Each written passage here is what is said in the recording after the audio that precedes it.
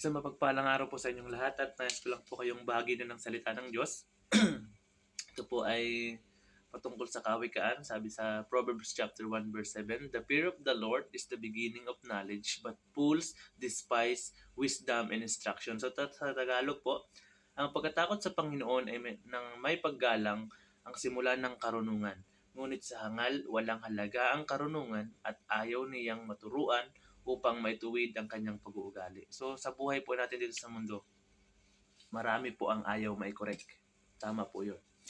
At this message po ay para sa mga taong hindi pinapahalagahan ang karunungan, hindi kinikilala ang Panginoong Hesus, walang takot sa Diyos, hindi po nila alam pahalagahan ang mga bagay na espiritual at lalong-lalo na ang patungkol sa Panginoong Hesus.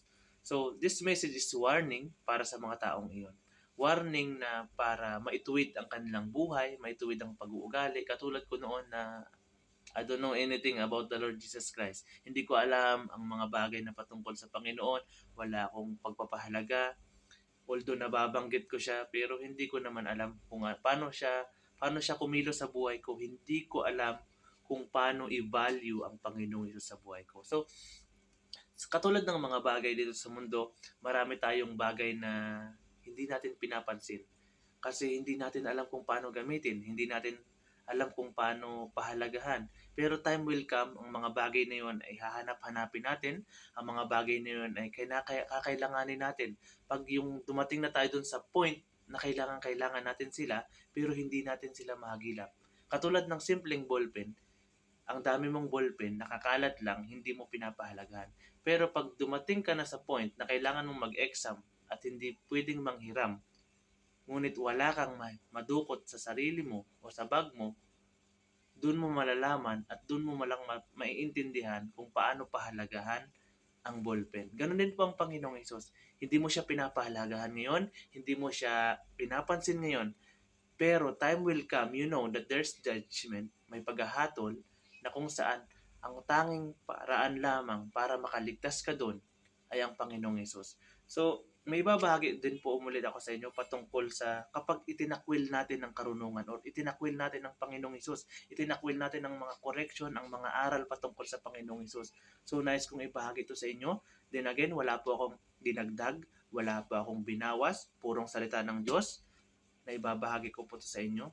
And I believe that the Holy Spirit will move into your hearts. It will open your hearts and minds nang maunawaan niyo po ang mga bagay na patungkol sa Panginoon kapag tinakwil po natin ang karunungan at ang mga bagay patungkol sa Panginoong Hesus. So, pakinggan po ninyo, mga kapatid. Kapag itinakwil ang karunungan ay katulad ng isang mangangaral na nagsasalita sa mga lansangan, plaza, pamilihan at mga pintuang bayan.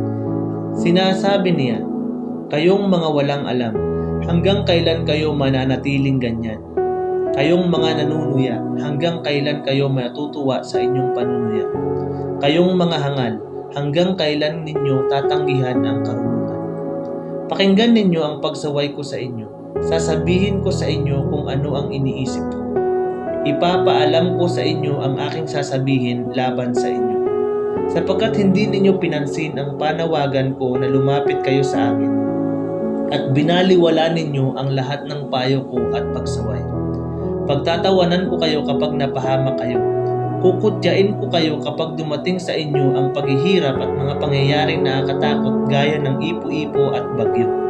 Tatawag kayo sa akin ngunit hindi ko kayo sasagutin. Hahanapin ninyo ako ngunit hindi ninyo ako makikita. Dahil ayaw ninyo na tinuturuan kayo at wala kayong takot sa Panginoon. Tinanggihan ninyo ang mga payo ko at minasama ang aking pagsaway sa inyo. Kaya aanihin ninyo ang mga bunga ng inyong mga ginagawa at pinaplanong masama, sapagkat ang katigasan ng ulo ng mga taong walang karunungan ang papatay sa kanila, at ang pagsasawalang bahala ng mga hangal ang magpapahamak sa kanila.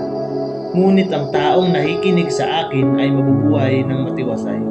Ligtas siya sa panganib at walang katatakutan."